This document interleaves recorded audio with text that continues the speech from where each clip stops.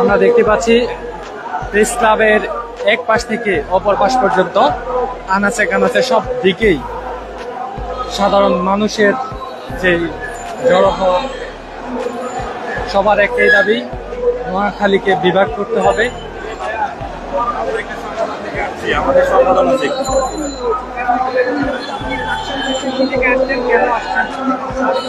আমরা এসেছি কবি নজরুল সরকারি কলেজ থেকে। আমাদের সংগঠন নোয়াখালী জেলা ছাত্র কল্যাণ পরিষদ। আমরা এখানে আমাদের নোয়াখালী বিভাগের দাবিতে আসছি। এই বিভাগের দাবি আজকে না, এটা জাতিসংঘের সদর দপ্তরের সামনে থেকে এই নোয়াখালী বিভাগ চাওয়ার আন্দোলন শুরু হয়েছে। বিভিন্ন কারণে সরকার আমাদেরকে বিভাগ ঘোষণা করে নাই। আমরা তার প্রেক্ষিতে এখন আবার আন্দোলনে শান্তিপূর্ণ আন্দোলন করে যাচ্ছি, কারণ আমাদের বিভাগটা দরকার। নোয়াখালী জেলা 1821 সালে বুলুয়া নামে প্রতিষ্ঠিত হয় এবং নামকরণ করা হয় 1960 সালে। আপনারা যদি দেখেন পাশের জেলা কুমিল্লা, তারা ত্রিপুরা রাজ্যের একটা গ্রাম ছিল।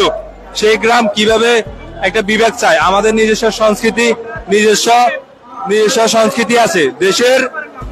দেশের 35%, একটা দেশের অর্থনৈতিক উন্নয়নের 35% নোয়াখালী জেলা ভূমিকা রাখে।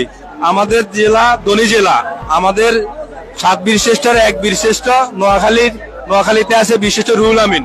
আমরা আমাদের বিভাগ চাই, আমাদের ন্যায্য দাবি। যতদিন পর্যন্ত আমাদের বিভাগটা দাবি আদায় না হয়, আমরা শান্তিপূর্ণ আন্দোলন করে যাব। আমরা প্রয়োজনে এই সরকার যদি আমাদেরকে বিভাগ ঘোষণা না দেয়, আমরা পরবর্তীতে কঠোর কর্মসূচি হাতে নেব। আমরা চাই আমাদের অতি সত্বর আমাদের নোয়াখালীকে একটা পরিপূর্ণ বিভাগ রূপে প্রদান করার জন্য। আমরা কোনো জেলার সাথে একত্রিত হব না। আমরা আমাদের নিজস্ব সংস্কৃতি, নিজস্ব অস্তিত্ব নিয়ে আমরা বেঁচে থাকতে চাই। আমরা নোয়াখালী বিভাগ চাই। এখন আমাদের মাঝে একটা দাবি নিয়ে, সেটা সবাই বাংলাদেশের সবাই অবগত যে ইতিমধ্যে আমাদের দাবি হচ্ছে আমরা নোয়াখালী বিভাগ চাই। এই দাবি আমাদের আজকের না, 1 বছরের না, 2 বছরের না, এই দাবি হচ্ছে 2012 সালে। এই দাবি বাস্তবায়ন করার জন্য আমরা আজকে মাঠে নেমেছি। আমরা আমাদের দাবি বাস্তবায়নের পিছনে, আর আমাদের সাথে কম্পেয়ার করা হচ্ছে কুমিল্লাকে, যারা আমাদেরকে ফলো করে ওরাও দাবি জানাচ্ছে যে বিভাগ হওয়ার জন্য।